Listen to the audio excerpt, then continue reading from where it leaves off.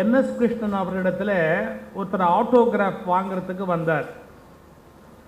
அதில் கையெழுத்து போடுறதுக்கு முன்னாடி 2 செட்டுக்கு முன்னாடி தங்கவேலு, அப்போ அவர் நகைச்சுவையில் வளர்ந்து கொண்டு வருகிறார் நடிகர், அவர்கிட்ட ஆட்டோகிராஃப் வாங்கிட்டு இங்கே வந்திருக்கிறார். சவுண்ட் கூட்ட வேண்டாம், குறைச்சி வைங்க. அவருடைய ஆட்டோகிராஃப் வாங்கிட்டு வந்திருக்கிறார்.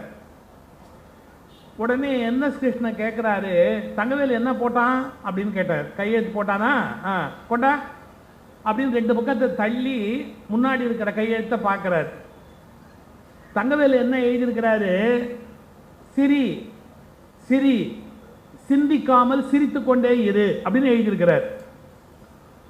இதை பார்த்த உடனே என்எஸ் கிருஷ்ணன் என்ன பண்ணார்? கூப்பிடவனே, தங்கவேலு கூப்பிடு. அவர் அடுத்த செட்டில் நடிச்சுக்கிட்டு இருந்தவர் ஸ்டுடியோவில் அங்கேருந்து வந்து, அண்ணே கூப்பிட்டீங்களாமே என்னார். ஆமாம், என்ன எழுதி கையெழுத்து போட்டிருக்கிற? மனுஷன் சிரிக்கணும், ஆனால் சிந்திக்காமையே இருந்தால் நாசமாக போயிடுவான். சிரி சிரி, சிந்தித்து விட்டு சிரி அப்படின்னு அடித்து எழுதுன்னார். ஆட்டோகிராஃப் போட்டதை அடித்து எழுது அப்படின்னார். அப்போ என்ன அர்த்தம்? சிரிக்கவும் வைக்கணும், சிந்திக்கவும் வைக்கணும், மனசுக்கு மகிழ்ச்சியும் தரணும், அறிவுக்கு விருந்தும் வைக்கணும். இது 2யுமே வெற்றிகரமாக செய்கிற நாடறிந்த நல்ல புலவர் தான் என் இனிய சகோதரர் ஐயா ராமலிங்கம் அவர்கள்.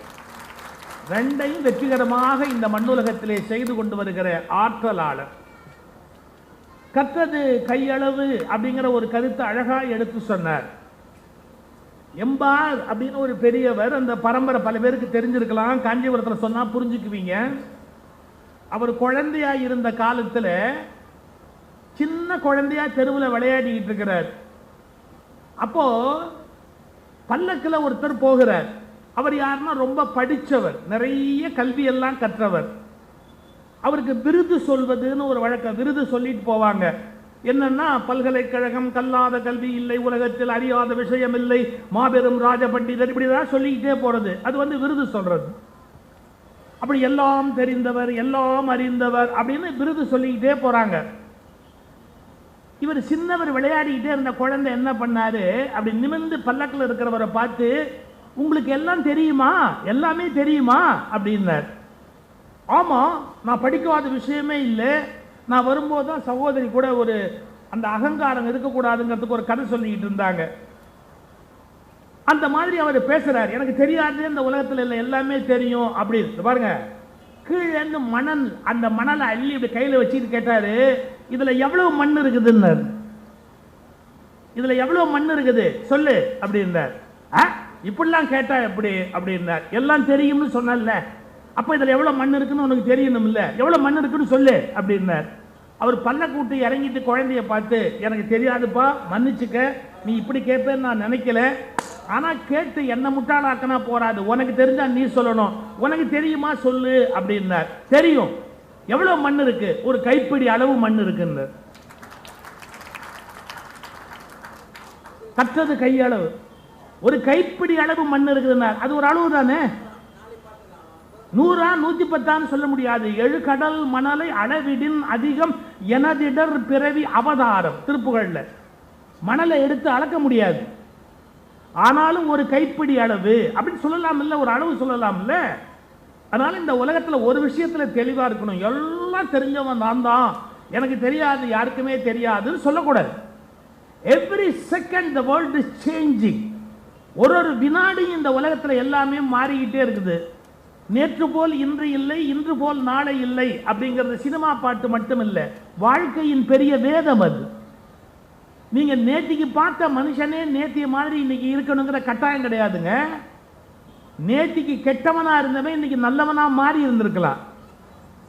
இன்னைக்கு நல்லவனா இருந்தவன் இன்னைக்கு மத்தியானத்துக்கு மேல கெட்டவனா மாறி இருந்திருக்கலாம். அதனால யாரையுமே வந்து மாற மாட்டாங்க அப்படிங்கிற ஒரு உறுதி சொல்ல முடியாது. உலகம் மாற்றங்களுக்கு எப்போதும் கட்டுப்பட்டது. இதை புரிஞ்சுக்கணும் நாம. இப்ப சில பேர் வாழ்க்கையில் எப்படின்னு கேட்டீங்கன்னா, எதையுமே மாற்ற மாட்டேன் அப்படின்னு பிடிவாதம் பண்ணுவாங்க. அதெல்லாம் நடமாடுற பணம்னு அர்த்தம். எப்படி? நடமாடுற பணம் அப்படின்னு அர்த்தம். நடைப்பிணம் அப்படின்னு பேர் வைக்கிறான் பாருங்க. மாறுறதுக்கு தயாரா இருக்கணும். நேற்று சாப்பிட்டதையே சாப்பிடுவேன், அன்னைக்கு இருந்த மாதிரியே இன்னைக்கு இருப்பேன், தவறு. நம்ம சில விஷயங்களை பழக்கத்தில் வச்சிருக்கிறதாலேயே ரொம்ப பெரிய விஷயமா நினைச்சுக்கிட்டு இருக்கிறோம். கிடையாது. நமக்கு எல்லாரும் என்ன சொல்லி கொடுத்தாங்க? இட்லியை விட சிறந்த உணவு உலகத்தில் இல்லைன்னாங்க. அப்படி சொல்ல முடியாது. அரைச்சி 8 மணி நேரம் அல்லது 6 மணி நேரமான மாவுல நீங்க இட்லி போட்டாதான் அது சரியான உணவே ஒழிய அதுக்கு மேல வச்சிருந்தா அதை விட மோசமான விஷம் இந்த உலகத்தில் இல்லை. ஏன்னா அதுல இருந்து உண்டாக வேண்டிய அந்த அந்த புளிப்பு தன்மை இருக்கு பாருங்க, ஒரு பாக்டீரியா. அது 6 மணி நேரம் அல்லது 8 மணி நேரம் வரைக்கும் தான் ஒரு அளவா இருக்கும். அது உடம்புல செரிமானத்துக்கு உதவியா இருக்கும்.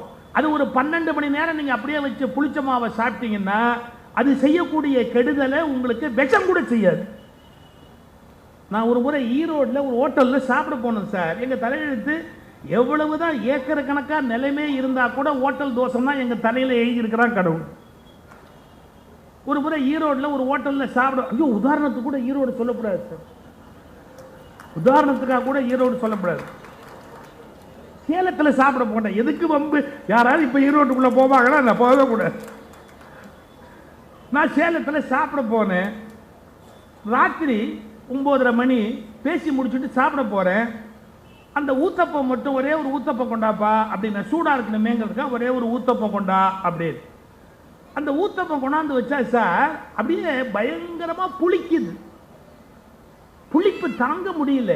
அந்த மாஸ்டரை கூப்பிடு, உள்ள இருக்கிற மாஸ்டரை கூப்பிடு அப்படின்னு. அவர் வந்த உடனே கேட்டேன், என்னங்க அது ஊத்தப்பம் புளிக்குது அப்படின்னு. அது தெரியாம இருக்கிறதுக்கு தான் நான் 5 ஸ்பூன் ஜீனி போட்டிருக்கிறேன். ஏங்க 5 ஸ்பூன் ஜீனி ராத்திரி நேரத்தில் சாப்பிட்டா உடம்பு என்ன வருது? அது புளிப்பு தெரியாம இருக்கிறதுக்கு தான் நான் ஜீனி போட்டிருக்கிறேன் அப்படிங்கிறார். இந்த மனுஷன் கொல்லாம விடுறது இல்லைங்கிறதுல உறுதியா இருக்கிறார்னு அர்த்தம். நீங்க ஒண்ணு புரிஞ்சுக்கணும், அதிக நேரம் புளிக்க வைத்த உணவு உடம்புக்கு ரொம்ப ஆபத்தானது. சக்கரை நோய் இந்தியாவில் பரவிக்கிட்டே போறதுக்கு காரணமே என்னன்னு கேட்டீங்கன்னா நம்முடைய உணவு பழக்கம் தான் காரணம். ஏதோ உலகத்திலேயே இல்லாத உணவு பழக்கம் இந்தியாவில் இருக்குன்னு பெருமையா பேசுறோம். அப்படி தயவு செய்து நினைக்காதீங்க. நம்முடைய உணவு பழக்கத்தில் நிறைய தவறு இருக்குது. நம்முடைய உணவு என்ன அடிப்படையில் இட்லி, பொங்கல், பூரி, தோசை எல்லாம் கார்போஹைட்ரேட். யோசிச்சு பாருங்க, எல்லாமே கார்போஹைட்ரேட். கார்போஹைட்ரேட் ஒரு அளவுக்கு மேல சாப்பிட்டா உடம்பு சரியா இருக்குமா? அப்போ ஃபாரின்ல இருக்கிறவங்க பைத்தியக்காரனா சாலட் சாப்பிட்றான், இலை சாப்பிட்றான், கீரை சாப்பிட்றான், ஃப்ரூட் சாப்பிட்றான், ஒரு விதமான முட்டைக்கோசை நறுக்கி வச்சு அப்படியே சாப்பிட்றான், தக்காளி அப்படியே சாப்பிட்றான். ஏன் அவன் சாலட் சாப்பிட்றான்?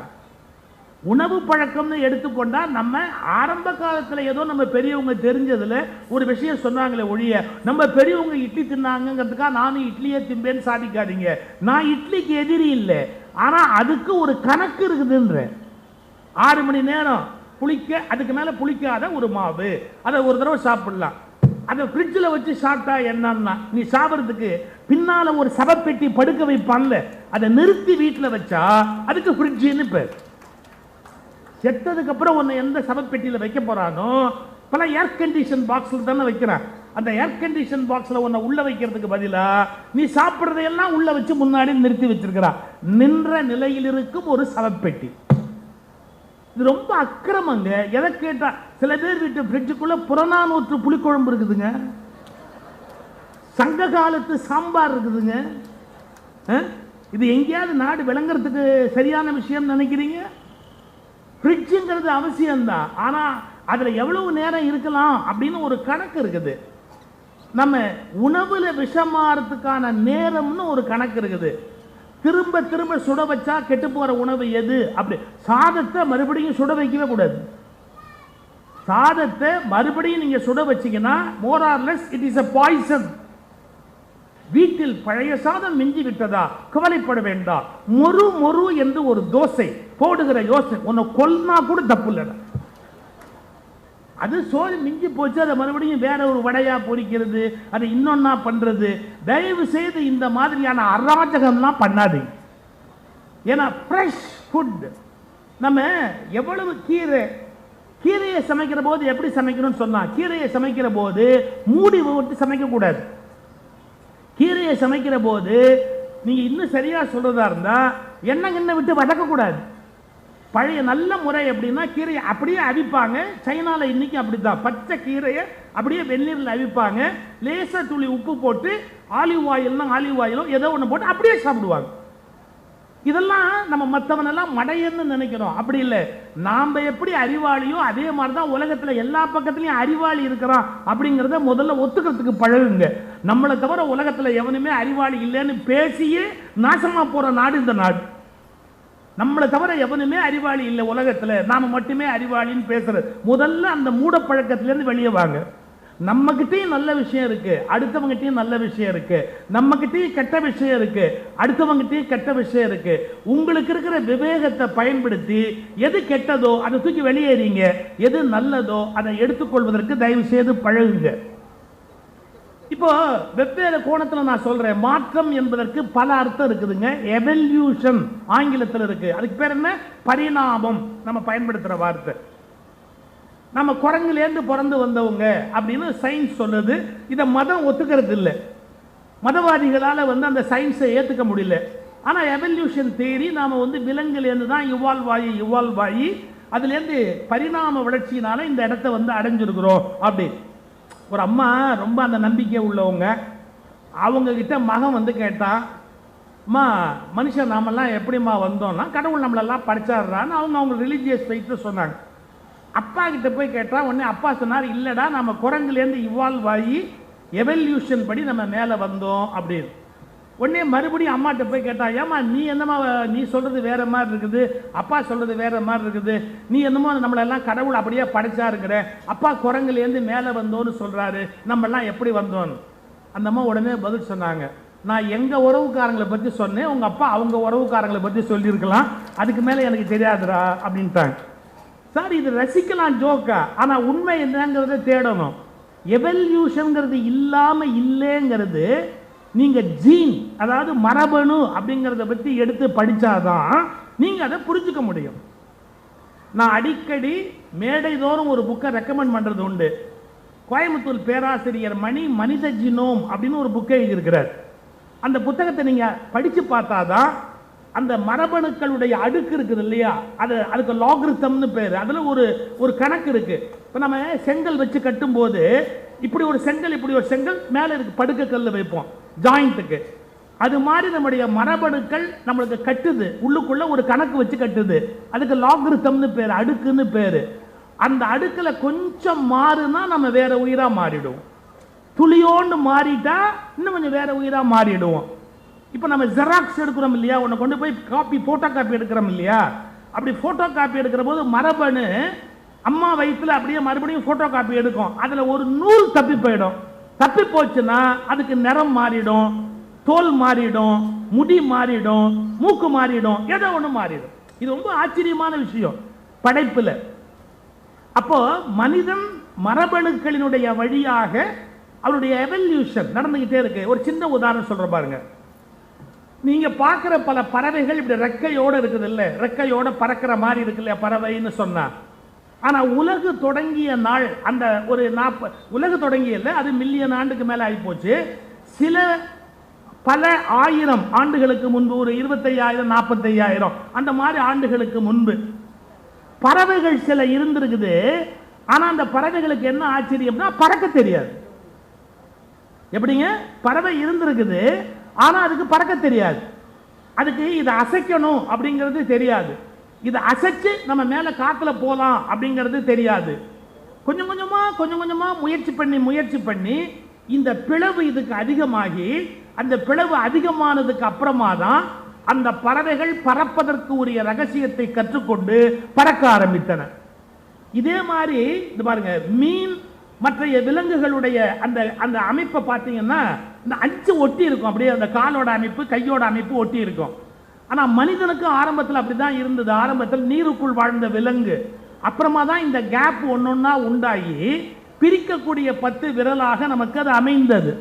இதையெல்லாம் சயின்ஸ் நீங்க முழுமையா எடுத்து படிச்சாதான் ஒரு 500 வருஷத்துல 1000 வருஷத்துல ஒரு மாற்றம் மாற்றம் மாற்றம் மாற்றம்னு எவல்யூஷன் அது அப்படியே மேலே போய்கொண்டே இருக்கு. இந்த எவல்யூஷனுக்கு மாற்றம்னு பேர். என்ன வரவேற்புரை சொல்ற போது சகோதரி சொன்னாங்க, பள்ளிக்கூடத்தில் படிக்கிற காலத்தில் குண்டா இருந்தாரு, அப்புறம் நான் மாறுறதே இல்லைங்க, எப்பவும் ஒரே மாதிரி இருக்கிறதுங்கிறது ரொம்ப உறுதியா இருக்கிறேன், அதை விடுங்க. ஆனா ஒரு 30 வயசு 40 வயசுல நமக்கு ஒரு பர்சனாலிட்டி வரும் பாருங்க. 40 வயசுலேருந்து 50 வயசு நம்ம வருமானத்தில் நம்ம கார் வாங்கி நம்ம வருமானத்தில் நாம் சௌக்கியமாக அப்படி மேலே போகிற ஒரு ஸ்டேஜ் வரும் பாருங்க. அப்போ எப்படி இருந்தாலும் ஒரு பர்சனாலிட்டி வரும். இப்போ பாருங்க, எலிவேஷன், அதை நோக்கி மெதுவாக அப்படியே போவோம். அது கண்டினியூ ஆகும்னு நினைக்கிறீங்க? ஒரு 50, 55, 60 கிராஃப், அவ்வளோதான், அதோட சரி. அதுக்கப்புறம் எப்படின்னா இறங்கு முகமாக போகும். விதவிதமான வியாதி வரும், விதவிதமான சங்கடங்கள் ஏற்படும் வாழ்க்கையில். அப்போ அது ஒன்றுமே இல்லாமல் போயிடும். அப்போ மாற்றம் என்பதே மாறாதது. அது வளர்ச்சியை நோக்கிய மாற்றமாகவும் இருக்கலாம், அல்லது வீழ்ச்சியை நோக்கிய மாற்றமாகவும் இருக்கலாம். நாம் வளர்ச்சி வீழ்ச்சி என்று சொல்லுவதை விட உண்மையிலேயே மாற்றம் என்பது, நல்ல கவனிக்கணும், உண்மையிலேயே மாற்றம் என்பது வளர்ச்சியும் அல்ல வீழ்ச்சியும் அல்ல, சுழற்சி மட்டுமே என்பதை புரிந்து கொள்வதுதான் ஞானத்தின் அடையாளம். வளர்ச்சி என்பதும் அல்ல வீழ்ச்சி என்பதும் அல்ல, வெறும் சுழற்சி என்பதுதான் மாற்றத்துக்கான காரணம். இது எப்படி புரிஞ்சுக்கிறது? உங்களுக்கு திடீர்னு மழை பெய்யுது, திடீர்னு வெயில் அடிக்குது, திடீர்னு காத்தடிக்குது. இவ்வளவு எதனால் நடக்குது? இந்த பூமி சுத்துது. இந்த பூமி சுத்துற போது சூரியனை சுத்துது. அந்த சூரியனுடைய வெப்பம் நம்ம பூமியில படுது. இந்த சுழற்சி காரணமாகத்தான் அது கிட்டக்க போனா வெயில் ஆகுது, தள்ளி வந்துட்டா மழையாகுது, எல்லாமே நடக்குது. இப்ப மழைன்னு ஒண்ணு நடந்தது, வெயில்னு ஒண்ணு அடிச்சதுன்னு நம்ம பிரிச்சு பிரிச்சு பேசலாம். எல்லாமே சுழற்சியினால் நடந்தது. ஸோ எல்லாம் சுழற்சி தான். நாங்கள் பட்டிமண்டபங்களில் பேசும்போது ஒரு சின்ன வேடிக்கையான கதை சொல்லுவோம். ஒரு கல்லறையிலேருந்து ஒரு சின்ன புழு இப்படி மெதுவாக ஒரு புழு அப்போ தான் வெளியே வருது. நம்ம இந்த பூமிக்கு வரலான்னு இப்படி ஒரு புழு வெளியே வருது. புழு வெளியே வந்ததுன்னு சொன்னால் அங்கே இருக்கிற ஒரு தவளை சும்மா இருக்குமா சார்? அது புழு பூச்சியை தின்னு உயிர் வாழ்கிறது. அந்த புழுவை பார்த்த உடனே நமக்கு பிரேக்ஃபாஸ்ட் ரெடியாக இருக்குது, காம்ப்ளிமெண்ட்ரி பிரேக்ஃபாஸ்ட் ரெடியாக இருக்குது அப்படின்னு அது நாக்கை நீட்டி அதை அப்படியே பிடிச்சிச்சு. இது தவளை. இப்போ நான் ஒரே ஒரு கேள்வி கேட்குறேன், புழு செத்துருச்சுன்னு சொல்லுவீங்களா, புழு தவளையாக வாழுகிறதுன்னு சொல்வீங்களா? தவளைக்கு ஸ்டாமினா யார் கொடுத்தா? தவளை வாழ்வதற்கான ஸ்ட்ரென்த்தை யார் கொடுத்தா? தவளை இயங்குவதற்கான பலத்தை யார் கொடுத்தா? புழு. அந்த புரோட்டீன், அதுக்குள்ள இருந்த புரோட்டீன் கன்வெர்ட் ஆகி இதுக்குள்ள போச்சு, தவளையோட புரோட்டீனா மாறிச்சு. தவளையால இன்னும் கொஞ்சம் வேகமா தட்ட முடிஞ்சது. நல்ல கவனிங்க, புழு சாகல, அதனுடைய புரோட்டீன் இப்போ தவளையோட புரோட்டீனா மாறி தவளையா கண்டினியூ ஆகுது. வேதாத்ரி மகரிஷி கிட்ட ஒருத்தன் போனா, இந்த சித்தர்கள் நிறைய பேர் அதை இப்படி வரவழைக்கிறான், இப்படி கொண்டு போறான், இது மாதிரி சித்து எல்லாம் பண்ணுவாங்களே, நீங்க ஏதாவது சித்து பண்ணுவீங்களா அப்படின்னு கேட்டான். பண்ணுவேன்னு பண்ணுவேன்னு அப்படின்னார். என்ன ஒரு சித்து பண்ணி காட்டுங்க அப்படின்னு. அவன் தான் ஆப்பிள் வாங்கிட்டு போயிருந்தான். அந்த ஆப்பிள் எழுத்தாப்பில் வச்சிருந்தான். அந்த ஆப்பிள் அப்படி எடுத்தாரு, கத்தியால் அந்த தோலெல்லாம் அப்படி சீவினாரு, நல்லா எடுத்துட்டு மெதுவாக கடிச்சு சாப்பிட்டார். அவன் கேட்டால், என்னங்க நான் சித்து பண்ணுங்கன்னு சொன்னேன், நீங்கள் பாட்டுக்கு ஆப்பிளை எல்லாம் பஸ்பம் பண்ணிக்கிட்டு உட்காந்துருக்கிறீங்கன்னா. இது 2 மினிட்ஸ் ஆகட்டும்னார். சாப்பிட்ட ஒன்று சொன்னார், இது நேரம் வரை ஆப்பிளாக இருந்தது, இப்போது வேதாத்ரி மகரிஷியாக மாறிவிட்டது, இதை விட பெரிய சித்து உலகத்தில் என்ன இருக்க முடியும்னு கேட்டார். இப்போ ஆப்பிள் எங்கே போச்சு? வேதாத்ரி மகரிஷிக்குள்ளே போய் பேச வைக்கிறது, பலம் எல்லாம் கொடுக்குது, அது கன்வெர்ட் ஆகிருக்குது, அவ்வளோதானே, அது ஒன்றும் சாகலை, அது எனக்குள்ளே போய் மகரிஷியாக மாறிடுச்சு பற்றியா, இதான் சித்துன்னார். நாம் அந்த ஆங்கிளில் யோசிச்சோம்னா, ஒரு புழுங்கிறது நீங்கள் நினைக்கிறீங்க அது ஒரு புரோட்டீன், அந்த புரோட்டீனை தவளை திங்குது, ரைட்டு. தவளை சும்மா இல்லாமல் பாடுது, பாடலாமா? அது தன்னுடைய ஆனந்த குரல் எடுத்து அது பாட ஆரம்பிச்சது. எங்கேயோ இருந்த ஒரு பாம்புக்கு கேட்டுச்சு பாருங்க, டபக்குன்னு வந்து அந்த பாம்பு முழுங்கிருச்சு. இது நேரம் வரை தவளையா இருந்தது, இப்போது ஒரு பாம்பாக வாழத் தொடங்கியது. பாம்பு சும்மா இருந்திருக்கலாம், அது லேசா அப்படி இப்படி போறதோடு நின்றுருக்கலாம். திடீர்னு பாம்பு படம் எடுத்தது. எவனுமே படம் எடுக்கக்கூடாது. படம் எடுக்கிறது, மற்றவன் படம் எடுக்கிறதுக்கு பாம்பு படம் எடுக்கிறதுக்கு ஒரு வித்தியாசம் உண்டு. பாம்பு சொந்த செலவுல படம் எடுக்கும், இவனுங்க அடுத்தவன் செலவுலயே படம் எடுப்பானுங்களே ஒழிய அவன் செலவுல படம் எடுக்க மாட்டான். ஆனா பாம்பு சொந்த செலவுல படம் எடுத்தது. இந்த பாம்பு படம் எடுத்தா மேலேந்து இருக்கிற கழுகு அல்லது கருடன் சும்மா விட்டுருமா? மேலேந்து ஒரு கழுகு வந்தது, ஒரு அடி அடிச்சது பாருங்க.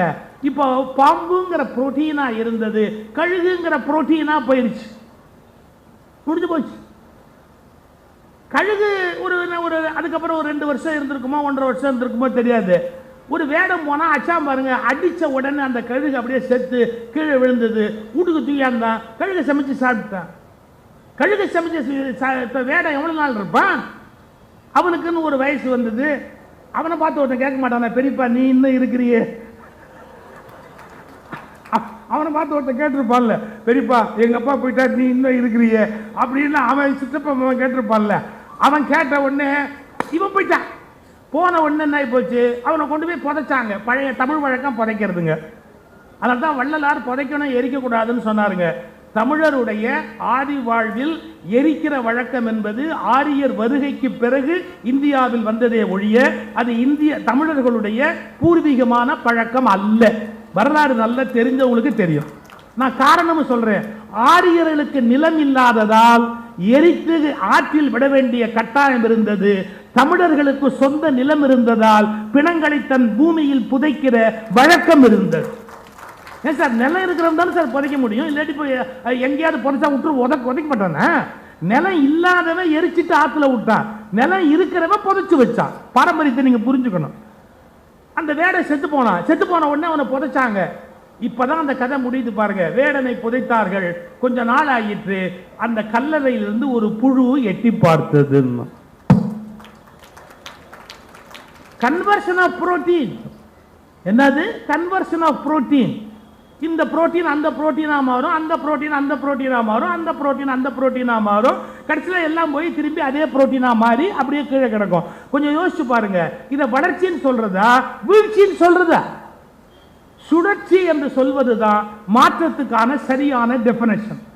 அதை புரிய வைக்கிறதுக்கு தான் விஷ்ணு கையில ஒரு சக்கரத்தை கொடுத்து பார்த்தா. சுழற்சி, கால சுழற்சி எல்லாமே சுழற்சியில தான் அடங்கி இருக்கு அப்படிங்கிறத புரிய வைக்கிறதுக்காக அந்த அமைப்பை நம்முடைய முன்னோர்கள் வகுத்து வைத்தார்கள்.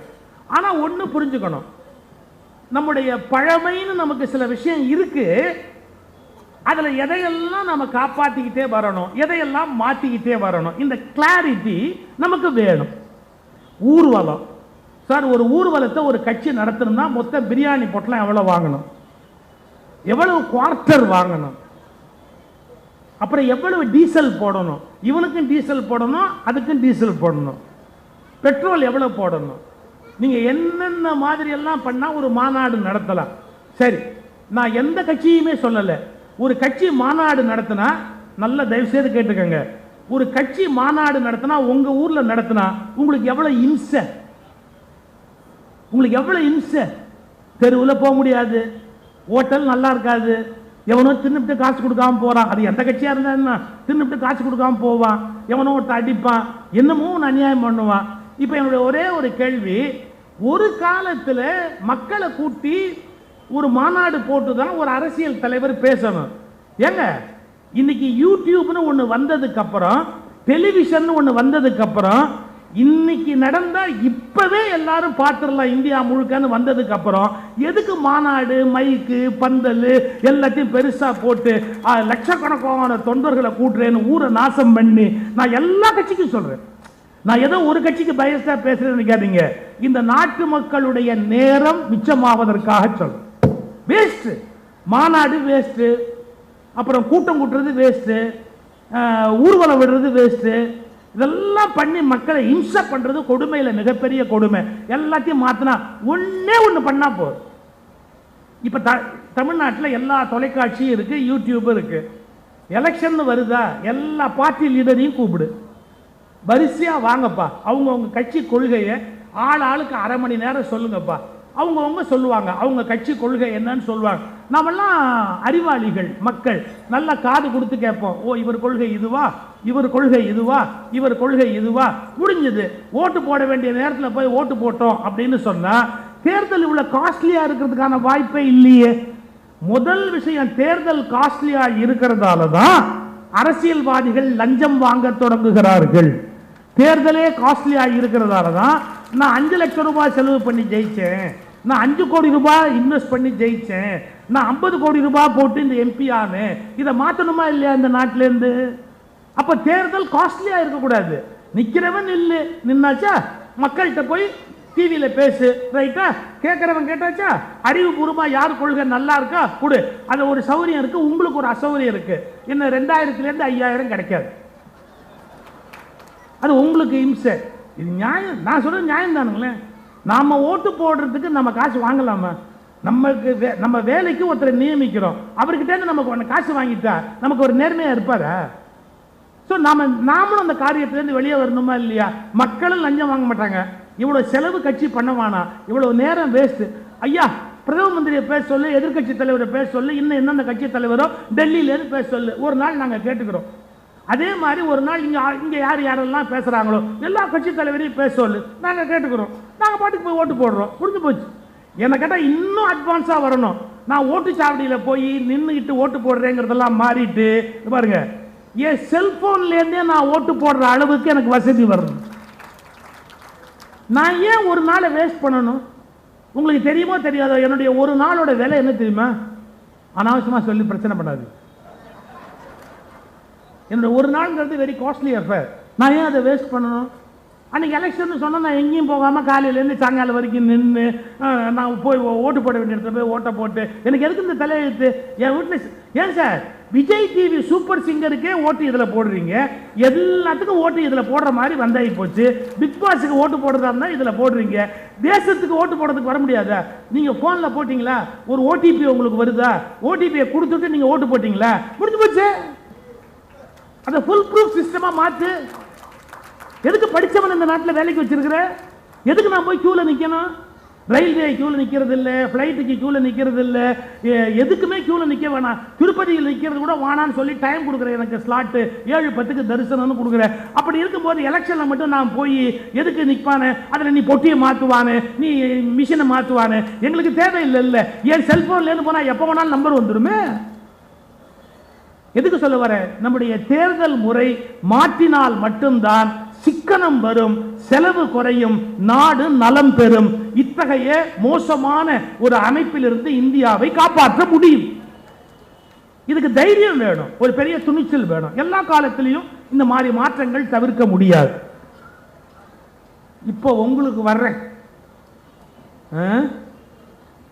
இப்ப நான் பக்திங்கிறத குறை சொல்ற ஆள் இல்லை. ஏன்னா அப்படி ஒரு இமேஜ் கிரியேட் பண்ணாங்க, நான் இன்னும் பக்திக்கு எதிரானவன், நான் மதத்துக்கு அப்படிலாம் கிடையாது. பக்திங்கிறது ஒரு லெவல். எனக்கு எம்எஸ் சுப்புலட்சுமி பாட்டு பிடிக்கும். காலையில் எழுந்தா கேட்டு உட்காந்துருப்பேன். ஜேசுதாஸுடைய பாட்டு கேட்டுக்கிட்டு இருப்பேன், ரொம்ப பிடிக்கும் எனக்கு. ராத்திரி நான் தூங்க போகிற போதெல்லாம் ஹரிவராசனை கேட்காம தூக்க மாட்டேன். எம்எஸோட பாவயாமி கேட்காம நான் படுக்க போக மாட்டேன் நைட்டில். அது மாதிரி காலையில் எழுந்திரிச்சா எனக்கு சுப்பிரபாதம் கேட்டாகணும். நான் அது மாதிரி நிறைய தேவாரம், திருவாசகம், தருமபுர சாமிநாதன் எல்லாம் ரொம்ப பிடிக்கும், எல்லாம் கேட்பேன். ஆனால் எங்கேயும் டைம் வேஸ்ட் பண்ண மாட்டேன். எங்கேயும் டைம் வேஸ்ட் பண்ண மாட்டேன். ஏன் வேஸ்ட் பண்ண மாட்டேன்? அதாவது ஒரு தேவாரத்தையோ ஒரு அருமையான பாடலையோ கேட்டு நீங்கள் கண்ணை மூடி கண்ணில் தண்ணி நெத்தி பொட்டுக்கு மத்தியில் அந்த சாமி நிற்கிது பார்த்தீங்களா?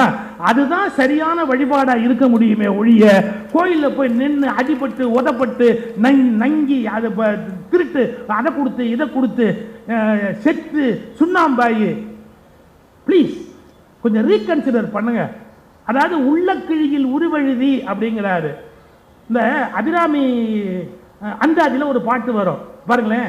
சின்னம் சிறிய மருங்கினில் சாத்திய செய்யப்பட்டும் பெண்ணம் பெரிய முலையும் முத்தாரமும் பிச்சு மொய்த்த கண்ணம் கரிய குழலும் கண் மூன்றும், நல்ல கவனிங்க, கண் மூன்றும் கருத்தில் வைத்து இருப்பார்க்கு. எப்படி? கருத்தில் வைத்து இருப்பார்க்கு. உங்க மனசுக்குள்ள போய் உட்காரணும். Every time I cannot go to Thirukkadavur. Every time இந்த டீசலை வேஸ்ட் பண்ணி பஸ்ஸில் ஏறி நான் திருக்கடவுர் போய் பார்த்துட்டு வரணுமா? இல்லை. எங்க அபிராம் பட்டர் அதை சொல்லல. சின்னம் சிறிய மருங்கினில் சாத்திய செய்யப்பட்டும் பெண்ணம் பெரிய முலையும் முத்தாரமும் பிச்சு மொய்த்த கண்ணம் கரிய குடலும் கண் மூன்றும் கருத்தில் வைத்து. அடுத்த வார்த்தை கருத்தில் வைத்து, கூட்டத்தில் போய் இல்ல, தன்னம் தனி இருப்பார்க்கு இது போலும் தவம் வேறு இல்லையே. அப்ப என்னங்க அபிராம் பட்டர் பைத்தியமா? அபிராம் பட்டர் உங்களுக்கு வழிகாட்டலையா? நான் அந்த வழியை சொல்றேன் சொசைட்டிக்கு. எப்பா உட்காருங்கப்பா, மனசுல தியானம் பண்ணுங்கப்பா, அந்த பாட்டை சொல்லி உருகுங்கப்பா, அப்படியே நீங்க கண்ணீர் விட்டு அழுவுங்கப்பா, அது போதும். மதம்ங்கிறது அவசியம். நமக்கு நிறைய துன்பம் இருக்கு, வருத்தம் இருக்கு, அதுக்கு ஆறுதல் வேணும், அதுக்கு கடவுள் வேணும், நாமம் வேணும், பஜனை வேணும், எல்லாமே வேணும். ஆனா அதுக்காக 24 hours லாக் ஆயிடுறதா? எல்லாம் அவங்க பயமுறுத்துறதெல்லாம் கேட்டுக்கிட்டே இருக்கிறதா? எல்லா நாளும் இன்னும் ஒரு 8 மாசம் உனக்கு நாளே சரியில்லை சார். எங்க வீட்டிலே சொல்லுவாங்க, இன்னைக்கு என்கிட்ட ஒண்ணுமே பேசாதீங்க. ஏன்? சந்திராஷ்டமம். சந்திராஷ்டம்னா உங்ககிட்ட பேசாம இருக்க முடியுமா? உங்ககிட்ட பேசாம நான் வீட்டை நடத்த முடியுமா? அப்படி சொன்னா கேளுங்க, பேசாதீங்கன்னு சொன்னல அப்படின்னா ஆரம்பிச்சாச்சு. நான் கேட்பேன், அதுக்கு ஏன் இவ்வளவு கத்துற? நான் பேசினா கத்துற மாதிரி தெரியும், மற்ற யாராவது பேசினா இனிக்கிற மாதிரி தெரியும். சந்திராஷ்டமம் ஆரம்பமாயிடுச்சு. நான் என்ன சொல்ல வரேன், எது பாட்டுக்கு சந்திராஷ்டமம் வரும் போவோம் வரும் போவோம், அதுக்கு எதுக்கு அவ்வளவு சீரியஸா பயப்படுறீங்க? எக்கச்சக்கமான பயம். இது ஒரு மதத்துல இல்லைங்க, ஒவ்வொரு மதத்துல ஒவ்வொரு மாதிரி பிரெயின் வாஷிங், ஒவ்வொரு மதத்துல. சரி, நான் ரொம்ப டீட்டெயில்டா சொன்னா பல மதத்துல நீங்கெல்லாம் வருத்தப்படுவீங்க. ஒரே வார்த்தை சொல்லி முடிக்கட்டுமா? கரெக்டா சொன்னா, மதம் என்பது ஒரு தூக்க மாத்திரையை போல. மதம் என்பது ஒரு தூக்க மாத்திரையை போல. தூங்கவே முடியாமல் துன்பப்படுகிறவனை தூங்க வைத்தால் தான் அமைதியாக இருக்கும் என்பதற்காக வேறு வழி இல்லாமல் மருத்துவர் மிக குறைந்த அளவுக்கு ஒரு தூக்க மாத்திரை எழுதுவார். நல்ல கவனிங்க, தூக்க மாத்திரையை தூங்குகிற அளவுக்கு தான் சாப்பிடலாமே ஒழிய சாகிற அளவுக்கு சாப்பிடக்கூடாது. தூக்க மாத்திரையை தூங்குகிற அளவுக்கு தான் சாப்பிடலாமே ஒழிய, தூக்க மாத்திரை 5 மாத்திரை ஒன்னா போட்ட, தூக்க மாத்திரையை தூங்குகிற அளவுக்கு தான் சாப்பிடலாமே ஒழிய சாகிற அளவுக்கு மாத்திரையை சாப்பிடக்கூடாது.